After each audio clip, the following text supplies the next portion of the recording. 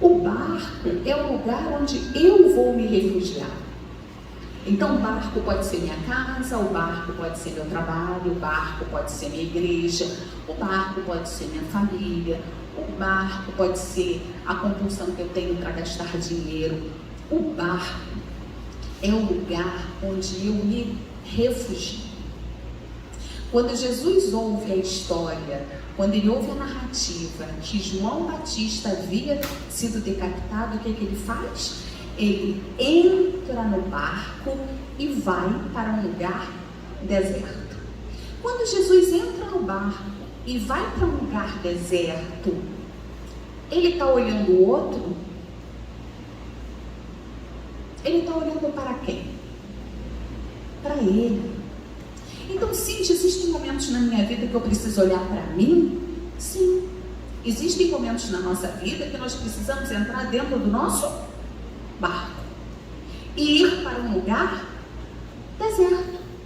Porque estamos tristes, porque estamos entristecidos, porque a vida nos marca com situações que nos entristecem, que nos aborrecem, que nos machucam.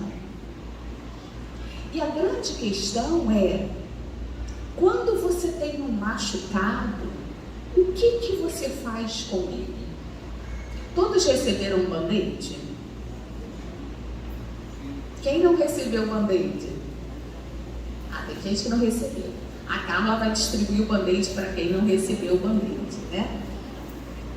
O que você... Na galeria também tem uma pessoa, tem outras pessoas lá, e na galeria quase a galeria inteira. O que você faz quando você tem um machucado? Jesus, ele pegou, se retirou, entrou dentro do barco e foi para um lugar deserto. E aí, o texto continua dizendo assim: ouvindo o que havia ocorrido, Jesus se retirou-se de barco, em particular, para um lugar deserto. As multidões, ao ouvirem falar disso, saíram das cidades e o seguiram a pé. Meu irmão, o fato de você ir para um lugar deserto, o fato de você ir para o seu barco, não significa que o outro vai respeitar. Mas, Cintia, então, eu posso entrar no meu barco porque eu estou tendo um problema no meu trabalho, eu posso entrar no meu barco porque eu posso estar tendo problemas com meu filho, com a minha família, problemas de situações, mas isso não significa que o outro vai me respeitar? Não, meu irmão, não vai te respeitar. Porque essa dor de estar no barco, ela é sua. Às vezes o outro não enxerga, e não enxerga não é por mal, é porque ele não enxerga. E o texto continua e diz assim: quando Jesus sai do barco e viu tão grande multidão, teve compaixão deles e curou os doentes. Jesus pede João Batista, ele entra no barco, vai para um lugar deserto e depois o que ele faz? Ele sai do barco. A nossa vida é assim, a gente entra no barco, a gente sai do barco, e a gente entra no barco, e a gente sai do barco. Onde está a doença? Onde está o problema? O problema está quando você fica 100% dentro do barco, ou você fica 100% fora do barco. O movimento é que demonstra a saúde. O movimento de ficar dentro do barco num lugar deserto é legal, é bacana, é saudável. O movimento de ver que tem uma multidão, tem pessoas que precisam da sua ajuda e ter compaixão por elas e sair do barco também é saudável. Vocês vão perceber que depois João Batista morre. Quando João Batista morre, Jesus entra dentro do barco, ele vê as multidões, ele sai do barco.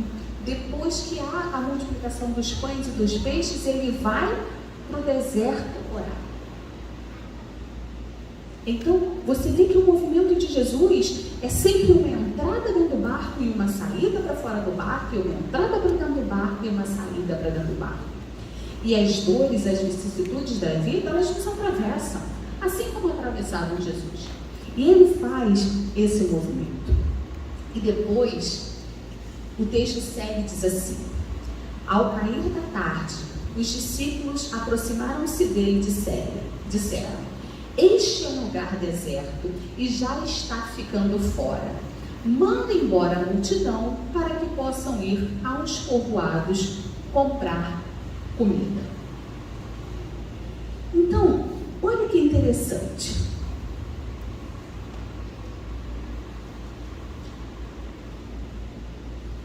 Os discípulos, quando veem aquela estrutura lá, a multidão perto de Jesus, convocando Jesus, querendo falar com Jesus, Jesus dando compaixão e curando, quando os discípulos olham que escureceu, o que os discípulos falam? Eles falam: manda toda essa multidão embora. É interessante, meus irmãos, por quê?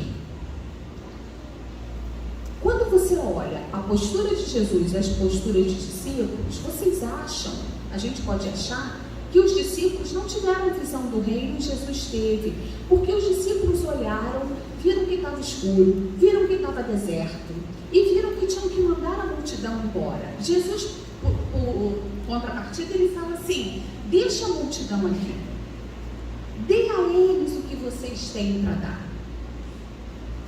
As duas posturas foram posturas de compaixão. Um olhou com compaixão e falou assim: despede a multidão porque está ficando tarde. O outro olhou para a multidão e falou assim: não, dê para a multidão o que você tem para dar para a multidão. O texto é bem claro que ele fala assim. Eu quero trabalhar essa não é um antagonismo, mas a gente pode até tratar assim. Ao cair da tarde, os discípulos aproximaram-se dele e disseram: este é um lugar deserto e já está ficando tarde. Manda embora a multidão para que possam ir aos povoados comprar comida. Respondeu Jesus: eles não precisam ir, deem-lhes vocês algo para comer. Os discípulos não tinham algo para comer, não tinham o que dar. O que eles tinham para dar, o que eles tinham ali para dar, era: manda a multidão embora. E Jesus fala: dê o que vocês têm para dar.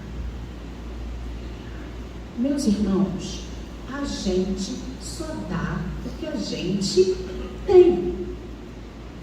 Eu olhei aqui, vocês trouxeram os alimentos, e eu pensei: poxa, no meu carro tem 2 quilos de arroz. Se eu tivesse no meu carro, eu podia botar aqui 2 quilos de arroz. Eu posso dar 2 quilos de arroz?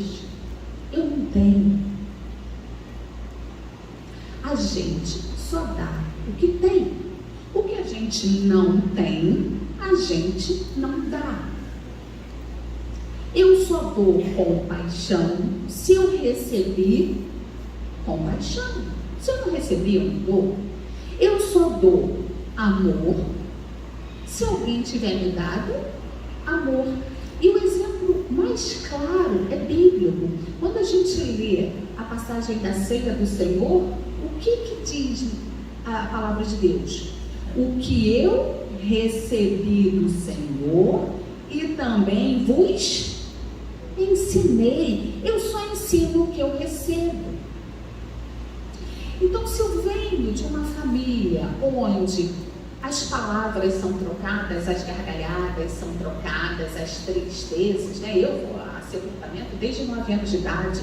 Se sepultamento é uma coisa onde a família percorre de uma forma natural, com tristeza, mas a tristeza também, o choro também, ele é dividido, ele é repartido, eu aprendo.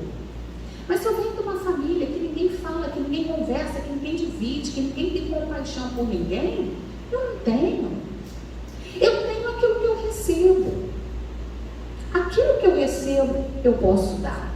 E o interessante é que eu fico imaginando assim: poxa, os discípulos mandaram embora. Mas Jesus foi bem mais legal, porque ele pediu para me dar alguma coisa. As duas posturas foram posturas de cuidado. cuidado. As duas posturas foram posturas de cuidado. Quando os discípulos veem que está escuro e vai ficar perigoso, é melhor que a multidão vá embora. É uma postura de cuidado. A postura de Jesus de alimentar também é uma postura de cuidado. Só que muitas das vezes a gente não aceita a forma como nós somos cuidados. Nós queremos alimentar, né? A gente quer um cuidado sobrenatural, a gente quer um cuidado, a gente não quer esse cuidado de que deixa eles irem comer a comida deles. Também é cuidado. E aí eu quero parar e pensar com vocês o seguinte: quando a gente pensa, né, em toda essa relação dentro da psicologia entre o cuidado, que tem na literatura o sinônimo de cura, cuidar e curar são sinônimos, porque todo aquele que é cuidado, ele acaba sendo curado, é sinônimo na literatura, ele foi separado, né? A palavra, ela tem o mesmo radical, cuidar e curar. Ela foi separada agora, acho que em 1700, que foi separado o curar foi para a medicina e o cuidar foi para questões teológicas, mas desde o seu início, cuidar e curar eram sinônimos. Então, quando a gente pensa nessa questão mais emocional dentro da psicologia, como é que a gente pensa? A gente pensa assim, tem um bebê ali, tem uma outra bebezinha ali. Como é que o bebê se alimenta? Tem um outro bebê ali atrás. Como é que o bebê se alimenta? Ele se alimenta quando ele mama no seio materno ou com mamadeira. É assim que ele se alimenta. Então, esse bebê ele só cresce emocionalmente se alguém o alimenta. Então, você tem que ter uma mamadeira, você tem que ter um leite, você tem que ter uma frutinha, você tem que ter uma papinha. E essa papinha é o alimento que a criança vai recebendo. Então, o alimento é a primeira condição afetiva que a criança lê no mundo. É pelo alimento. Quando a gente vai à igreja, né, e acaba o culto, a gente fala assim, nossa, hoje eu fui alimentado pelaquela palavra. Então, a gente até fala metaforicamente, a palavra de Deus é o nosso alimento, é aquilo que nos nutre. Então, aquilo que nos nutre é o que me faz ficar de pé, é o que me faz ficar em pé. Porém, não tem crescimento sem queda. Meu filho tem uma cicatriz com ponta aqui no queixo, tem outra na cabeça, já quebrou o véu uma vez. Não tem. Ninguém cresce sem se machucar. Ninguém cresce sem se machucar. Então a gente tem as feridas físicas. Eu me lembro, quando era pequena, eu não corria, porque eu não queria quebrar nada. Então assim, eu nunca quebrei nada. Porque eu falei assim, eu vou cair, que nem fulano caiu. Então eu não corria. Nunca corri. Em contrapartida, por essa minha escolha infantil, nunca aproveitei uma queda. As minhas amigas adolescentes na igreja tinha uma onda em Madureira que todo mundo tinha moto. Todo mundo andava na moto. Quando as minhas amigas chegavam, quando eu passei da moto, todas com a perna queimada. Nunca andei de moto. Eu não queria queimar minha perna. Não andei de moto. Em contrapartida, não sei nem como andar. Então, a vida ela tem essa característica. A gente aprende também quando a gente cai, quando a gente se machuca. E eu quero que você pegue esse seu band-aid e pense nele assim. Qual é a sua ferida emocional hoje? Qual é a sua ferida? Qual é a sua dor? A dor de Jesus era o luto. Eu fico imaginando, ele perdeu João Batista, aí ele entra no barco, fica quietinho, uma multidão com 5.000 pessoas conseguem enxergá-lo e vão a pé atrás dele. Você já pensou nisso? O que você faria? Eu ia falar, gente, por favor, me esquece, né? Dá um tempinho, me deixa aqui no meu luto. O que você faria? Aquela era a dor de Jesus. Ele perdeu João Batista. Aquela era a dor de Jesus? Qual é a sua? O que você faz com a sua dor? Você coloca sal todo dia? É também assim mesmo, né? Porque aconteceu isso, que deu aquilo, outro. Não. Você bota sal. Você bota o quê? Água oxigenada para limpar a ferida, tirar o pus, tirar a pele morta? Você coloca uma pomada, você bota mertiolate, nem sei se existe ainda isso, mas é do meu tempo. O que você faz com essa sua ferida? Você bota um band-aid para proteger, para ninguém bater nela? O que você faz? Você alinha a ferida? Você pega ela e fala assim, ai, minha fofinha, fica aqui, porque aí todo mundo vai ter pena de mim. Aí você anda, você é a feridinha, de mão dada, todos os dias. Dores todos nós temos. Dores todos nós carregamos. Luto é perda. Todos nós temos. Todos nós temos. Nós temos as perdas, né, reais da vida, e nós temos as perdas daquilo que não aconteceu. Ah, se eu tivesse feito isso naquele dia, daquela forma, aí minha vida, todos nós temos. Mas o que você faz com a sua luta? O que você faz com o seu luto? O que você faz com a sua perda? Jesus se retirou, entrou no barco. Quando a vida o chamou, a multidão o chamou, o que ele fez? Ele saiu do barco. E quando ele saiu do barco, por que ele teve compaixão?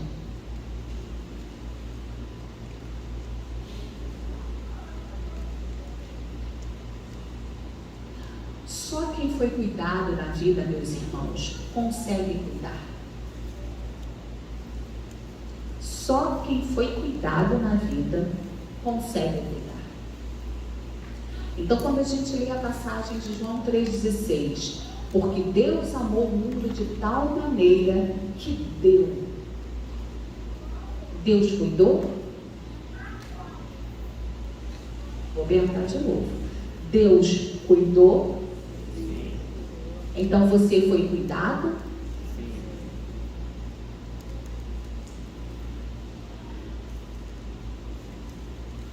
Vamos falar todos juntos a passagem de João 3,16? Porque Deus amou o mundo de tal maneira que deu o seu Filho unigênito, para que todo aquele que nele crê não pereça, mas tenha a vida eterna. Você foi cuidado? Sim. As feridas continuam? Sim. Mas elas estão sendo cuidadas. Mas elas só serão cuidadas se você entrar no barco ou sair do barco.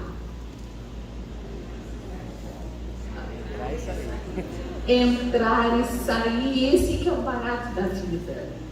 Você precisa entrar no barco para poder orar, conversar com Deus, ler a Bíblia. Se precisar procurar um profissional de saúde, procurar. Se precisar procurar um pastor, procurar. Um amigo, você precisa entrar no barco. Mas você também precisa sair do barco e olhar outras pessoas que têm a mesma história que você, a mesma dor que você e que precisam de você. Cíntia, você está dizendo então que a minha ferida, que está representada por um band-aid, ela tem dois lados. E o band-aid é interessante por isso, né? O band-aid tem a partezinha que tem como se fosse uma gaze para proteger o machucado, para não colar na ferida e na hora de tirar não doer. E tem a parte de fora, que é a que protege da poeira, que protege da sujeira e que cola na pele. O band-aid ele tem essas duas características. A sua dor também tem. Pega a sua dor, seja ela qual for, e pensa assim: como você ajudaria uma pessoa com a sua dor?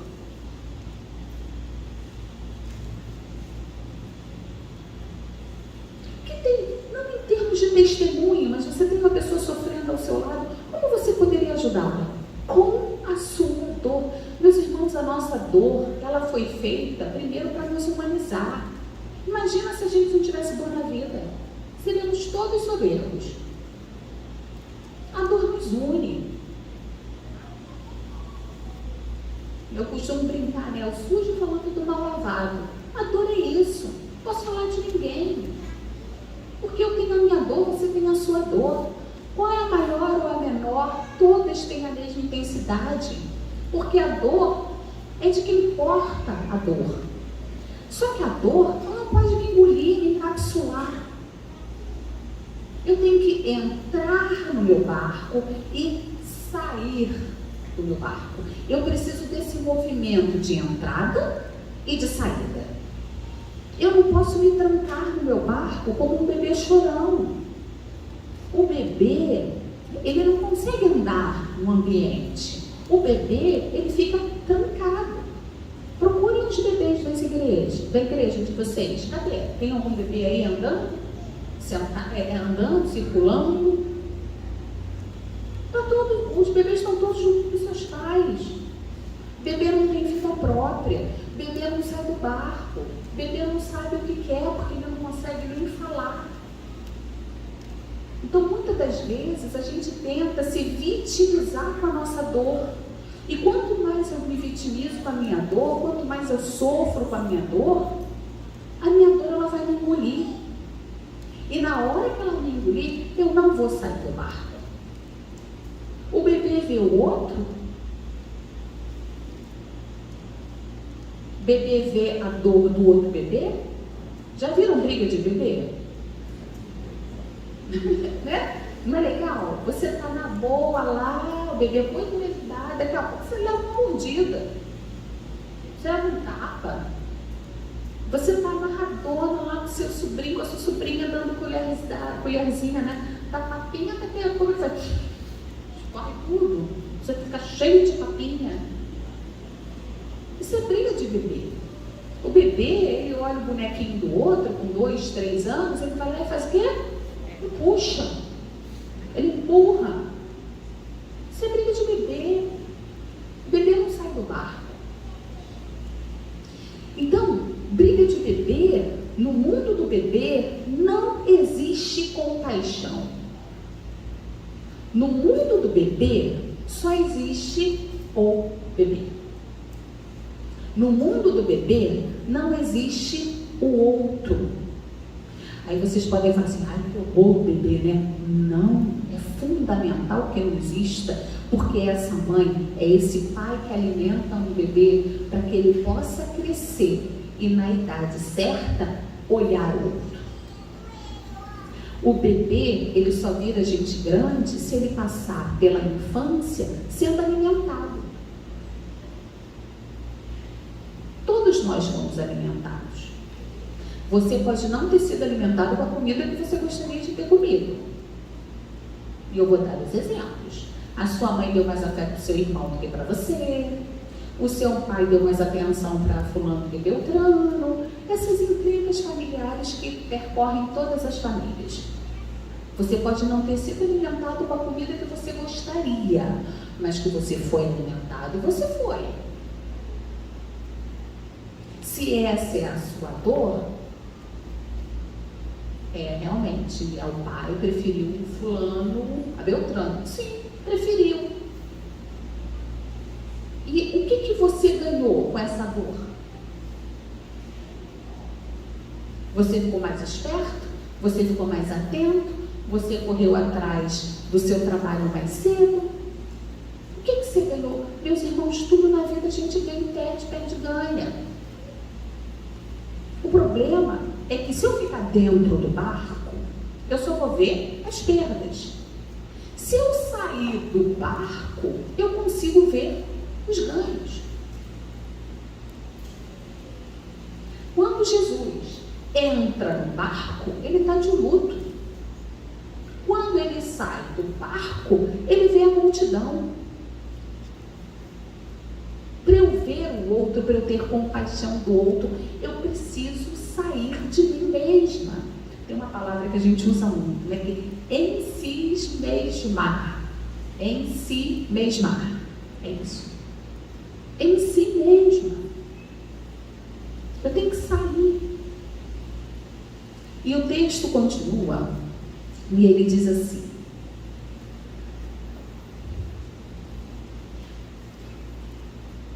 eu vou reler essa parte. Ao cair da tarde, os discípulos aproximaram dele e disseram: este é um lugar deserto e já está ficando tarde.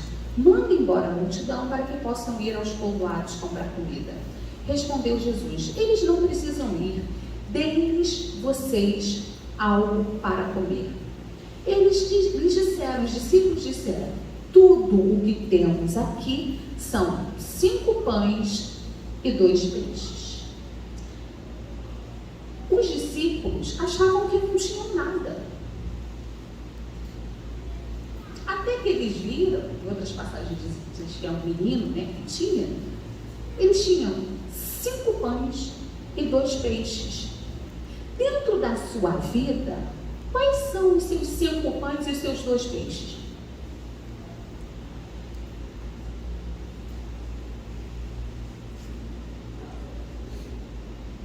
Você já parou para pensar nisso?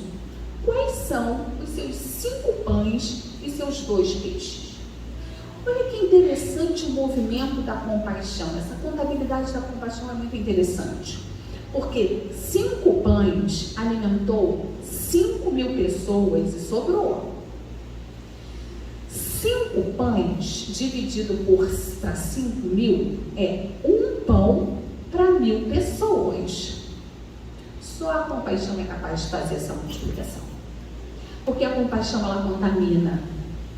A compaixão ela é igual um fermento, ela cresce, a massa cresce. Quem está acostumado a fazer aquela pizza que tem um fermento Flashman, você bota a pizza desse tamanho, daqui a pouco a massa desse tamanho, você está não sei quantas pizzas. Esse é o movimento da compaixão. Ela vai fermentando, ela vai crescendo. 2 peixes alimentou 5.000 pessoas. Então, 1 peixe alimentou 2.500 pessoas. Só na matemática da compaixão que isso acontece. Jesus foi uma pessoa que perguntou a 12 discípulos: o que vocês têm? Eles falaram: 5 pães e 2 peixes. Essas 12 pessoas alimentaram mais 5.000. E esses 5.000 fizeram o quê? Quando que essas outras 5.000 pessoas transformaram aquele lugar e foram transformadas? A compaixão, ela não é visível. A compaixão não é um movimento mensurável. A compaixão, você não é palpável. Mas enquanto nós ficarmos dentro do nosso barco, achando que nós não temos nenhum peixinho, o movimento da compaixão não acontece. E Jesus diz assim: tragam-nos aqui para mim. E ordenou que a multidão se sentasse na grama. Olha que interessante. Não teve movimento, não teve balbúrdia, não teve confusão, não teve nada disso. Jesus pega aquilo que ele tem na mão e fala assim: sente-se na grama. Qual foi a última vez que você se sentou na grama?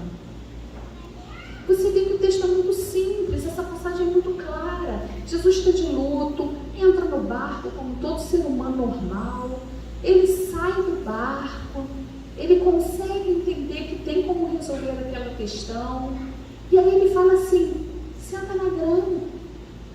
Qual foi a última vez que você sentou na grama? Qual foi a última vez que você foi à praia para contemplar a onda no mar?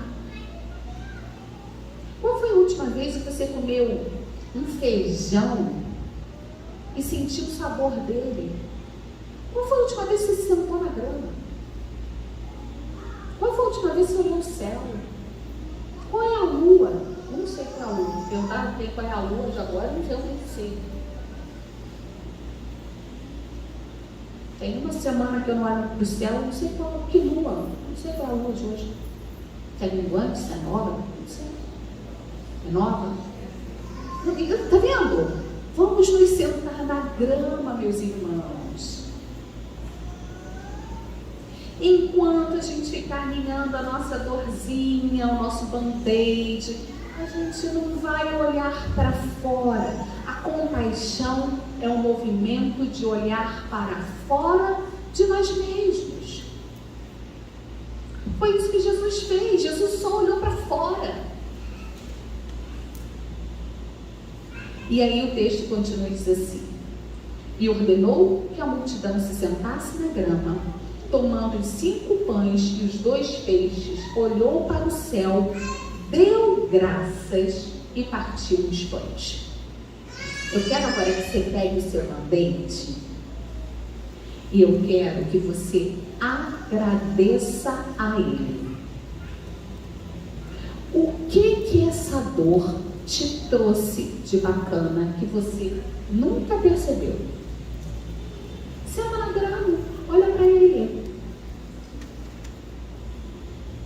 Alguma qualificação, alguma inteligência diferenciada, alguma coisa Ele te deu. O que Ele te deu? Mais paciência, mais tolerância, mais possibilidade de resolver problemas mais rápido? O que essa dor te trouxe? Eu tenho um problema para engravidar. Eu levei 7 anos para engravidar. E eu era uma pessoa extremamente agitada, sem a menor paciência, né? E eu passei por um tratamento muito doloroso durante 6 meses. Um tratamento muito doloroso e engravidei. Depois daquela dor, eu sou uma pessoa paciente, eu tenho muito mais tolerância. Eu queria ter tido 2 filhos, só tenho 1 filho, não tenho 2 como eu sempre desejei, mas eu aprendi com minha dor. Eu aprendi. É uma dor não ter o 2º filho? Eu gostaria de ter 2, eu não gostaria que meu filho fosse filho único. Aprendi com ela. Eu não poderia estar dentro do meu barco chorando porque eu não tive o 2º filho. Se eu fico no barco chorando porque eu não tive o 2º filho, eu ia estar olhando para o 1º filho? Não. Eu ia estar chorando pelo que eu não tive, o 2º filho. E meu filho teria a mãe, o 1º? Não. Porque eu estou chorando pelo 2º. Então, o que essa dor me deu? Um filho. O que essa dor te dá? Sente na grama e agradeça. Sente na grama e agradeça. Não anime a dor, não pontue a dor. Não faça da dor um Deus para você, um semideus para você, um amuleto para você. Enquanto você não entender que essa dor te constitui, te faz ser humano, você não vai sair dela. Toda dor é uma ferida, dói. Mas não anime. Não finja também que ela não existe, ela está lá. Mas aprenda com ela. E o texto diz: ordenou que a multidão se sentasse na grama, tomando 5 pães e 2 peixes, olhou para o céu, deu graças e partiu os pães. Em seguida deu os discípulos e enche a multidão. Então, a compaixão, ele tem esse movimento de dar. Jesus pega o pão, do pão ele dá para os discípulos, dos discípulos eles dão para a multidão. Todos comeram e ficaram satisfeitos. E os discípulos recolheram 12 cestos cheios de pedaços que sobraram. Meus irmãos, na compaixão nós não ficamos esvaziados, sobra. Se eu dou o que eu tenho, né? Se eu dou o que eu tenho a sensação de que não vai sobrar para mim. Que eu vou me esvaziar emocionalmente, ou que eu vou me esvaziar financeiramente, ou que o meu tempo vai ser esvaziado. Na compaixão, sobra. Eu não fico sem afeto para dar, eu não fico sem mão de obra para dar, sobra. Porque a compaixão, ela tem essa característica que ela é contagiante. Os que comeram foram cerca de 5.000 homens, sem contar mulheres e crianças. Logo em seguida, Jesus insistiu com os discípulos para que entrassem no barco e fossem adiante dele para outro lado, enquanto ele se despedia da multidão. A passagem bíblica começa com o luto.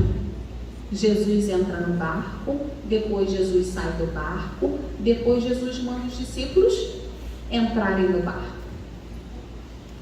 A vida é esse constante movimento. Entra no barco, sai do barco. Entra no barco, sai do barco. Entra no barco, vai para o deserto. Vai para o deserto, sai do barco. A vida, ela é assim. Eu preciso horas estar na grama, eu preciso horas ir para o deserto, eu preciso horas estar dentro do barco, eu preciso horas ficar fora do barco. Então, concluindo, eu queria pensar com vocês todo o passo a passo, né? Todo o passo a passo da passagem bíblica. Primeira questão: você quer sair ou ficar no barco? Nós aprendemos que a gente precisa ficar e sair. Você precisa morar no deserto, fixar sua barraquinha no deserto, ou você quer estar no deserto? Por deserto, todos nós passamos, mas a gente passa pelo deserto, a gente não monta barraquinha no deserto. 3. Não ter a visão da complexidade do outro por apenas não ter habilidade. Os discípulos achavam que eles não tinham habilidade para lidar com a multidão, por isso que eles se despediram da multidão. Meu irmão, as pessoas não vão falar as palavras que você quer ouvir. E não é por mal, é porque elas não enxergam da forma que você enxerga. E não é maldade. Elas só não enxergam, assim como eu não enxergo. Então não crie uma fantasia na sua cabeça que o outro não existe, porque o outro não é você, né? Eu sempre, meus alunos, eles brincam comigo, dia dos namorados, eles dizem: ai, professora, a senhora ganhou uma rosa do seu marido? Eu falei: não. Ué, mas o que a senhora fez? Eu fui à feira e comprei. Gente, eu tenho 27 anos de casada. Vocês acham mesmo que meu marido vai chegar com um ramalhete com 30 rosas vermelhas para mim, dia dos namorados? Não vai. Não vai. Ele vai fazer outras coisas. Isso ele não vai. O primeiro PVA pago lá em casa do meu carro, os pneus do meu carro são impecáveis. O meu carro é encerado. A gasolina é de primeira qualidade, porque ele tem um cuidado com o carro, que vai que acontece qualquer coisa comigo dentro do carro, né? Então meu carro tem sempre tanto tempo de uso, ou tanto que não é um cuidado assim. Você anda com esse carro, você sai de noite, você volta para casa muito tarde. Agora, flor, ele enxerga. Eu vou na feira amarradona, meus 15 reais, vou lá e compro flor do campo, boto lá na mesa. Pronto, resolvi meu problema. Ele enxerga. Então, às vezes, você fica se machucando com coisas que o outro não enxerga. Os discípulos não enxergaram. Falou: ó, vai embora lá, porque está ficando perigoso, né? Aqui não tem muita coisa para você, não. E dentro da postura dos discípulos, extremamente cuidadoso. 4. Ouvir a sugestão de Jesus. O que você tem nas suas mãos? Sem desqualificar o que você tem. A gente desqualifica as nossas dores e coloca num pedestal as nossas qualidades. As pessoas falam assim: ah, fulano é muito meticuloso. Ah, ele é muito detalhista. Ótimo para ser um contador. Ninguém vai passar a perna nele financeiramente. Nossa, fulano adora bater papo. Nunca vi. Conversa com todo mundo. Ótimo para trabalhar na recepção da igreja. Por fica a nossa dor.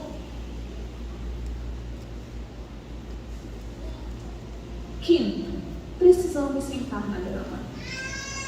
Sexto, precisamos agradecer porque a obra é do Senhor e ela não é realizada sozinha.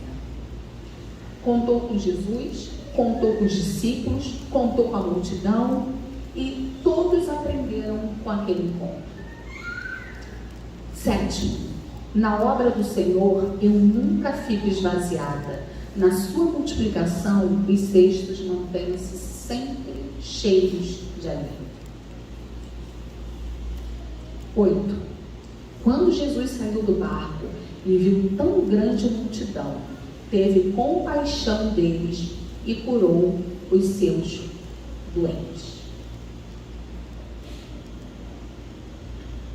Só enxergo, só vejo o outro quando eu saio do meu barco. Enquanto eu não sair do meu barco, eu não consigo enxergar o outro. Eu necessito sair do meu barco. E terminando essa reflexão, eu queria perguntar para você o seguinte: qual é a proporção da sua compaixão? A compaixão, ela contagia. Lembre-se sempre disso. 5 pães alimentou 5.000 pessoas. 2 peixes alimentaram. 5 pães alimentaram 5.000 pessoas. 2 peixes alimentaram 5.000 pessoas. Isso é compaixão. Então, aquilo que você se sente escasso, aquilo que você acha que é deserto, aquilo que você acha que é árido, esse band-aid que você tem na sua mão, ele é o seu peixe, ele é seu pão, multiplique-o. Esse é seu peixe, esse é o seu pão, multiplique-o, transforme em bênção, que ele sobre, que ele renove as suas forças, que ele seja instrumento no reino de Deus para as pessoas que precisam desses 5 pães e desses 2 peixes. Que Deus nos abençoe. Vamos orar. Pai de amor e de eterna bondade, graças